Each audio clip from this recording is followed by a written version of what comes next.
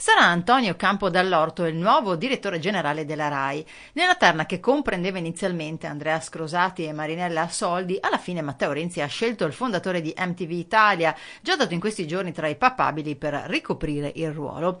Dall'Orto, considerato molto vicino al Presidente del Consiglio, coneglianese doc, classe 1968, si è laureato in economia a Ca' Foscari, a Venezia, è fan prodige della televisione, quelli della sua generazione lo conoscono bene. Antonio Campo Dall'Orto è esordito lavorativamente nell'89 con un'esperienza internazionale a Madrid prima e a Valencia poi. Nel 92 torna a studiare e a lavorare in Italia e dopo aver conseguito il master in marketing e comunicazione di Publitalia a Milano entra naturalmente in Mediaset come vice direttore di Canale 5. Nel 97 assume la guida di MTV Italia, canale nato il 1° settembre di quell'anno come direttore generale.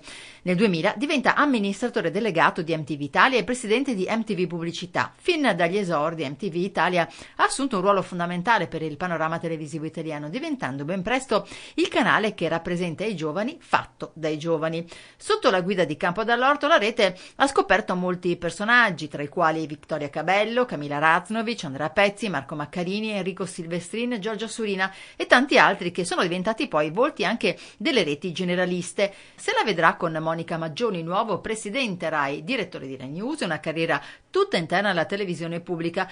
Il suo nome era circolato nelle prime edizioni del Totonomine qualche settimana fa. Donna e ancora giovane, la RAI di Matteo Renzi ha preso ufficialmente forma.